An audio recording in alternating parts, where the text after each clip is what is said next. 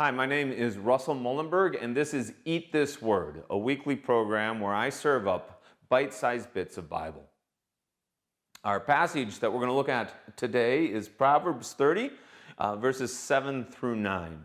And it reads like this. It says, "Two things I ask of you, Lord, do not refuse me before I die. Keep falsehood and lies far from me. Give me neither poverty nor riches, but give me only my daily bread. Otherwise, I may have too much and disown you and say, 'Who is the Lord?' Or I may become poor and steal, and so dishonor the name of my God." And the line I really want to focus on here that kind of stands as the central theme of this little passage is the middle of verse 8 here, where it says, "Give me neither poverty nor riches." Now, that is probably not necessarily a prayer that we've prayed a lot of.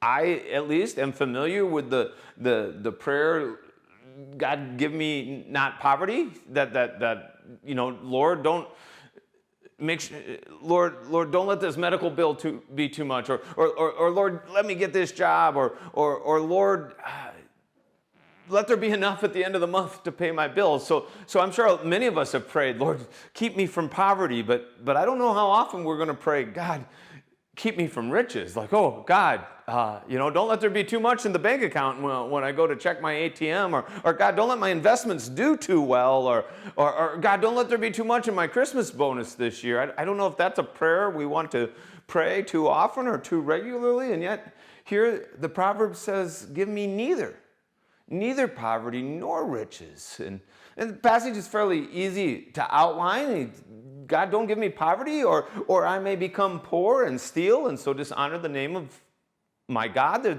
There's reasons to not want poverty in our lives. And of course, "God, don't give me riches, otherwise I may have too much and disown you and say, 'Who is the Lord?'"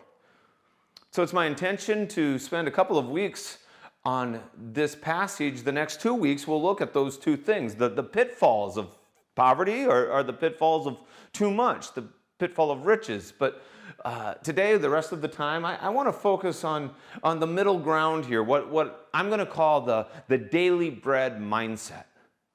Because here's what the writer prays for. He says, "Give me neither poverty nor riches." So those are the extremes, those are the ditches. Rather, Lord, give me only my daily bread. That's the sweet spot. That's the middle. That's where my life is going to be aligned. If, Lord, not too little, not too much, but just what I need. And of course, just about all of us, really, whether you're a Christian or not, are going to recognize that line as being a part of the famed Lord's Prayer. When Jesus taught his disciples how to pray, he quotes from Proverbs 30. So you know the prayer, "Our Father in heaven, hallowed be your name. Your kingdom come, your will be done on earth as it is in heaven. Give us today our daily bread." Give me only my daily bread. Give me what I need for today, and forgive us our debts as we also have forgiven our debtors. When we outline the Lord's Prayer, we'll often say this is the petition part. This is the request part.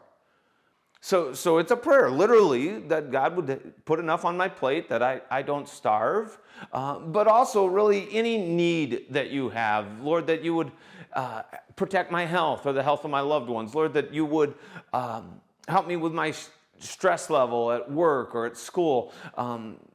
Give me today the grace I need for today's challenges. That's really what that prayer is, that Lord, as I face challenges today, Lord, will you give me enough to handle those things? But again, it is a quote from Proverbs. And so Jesus is teaching us there too, that it's a prayer for today's problems today, where tomorrow's problems then we will trust that God will give us what we need for tomorrow's challenges.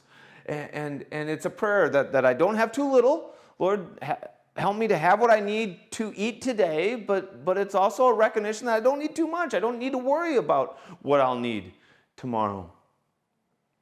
Whenever I teach on the Lord's Prayer, when I get to this line, "Give us today our daily bread," I always think, and I'm quite certain that this phrase, daily bread, comes from the story of the manna in the wilderness, Moses and the children of Israel. That whole idea of daily bread, I think manna.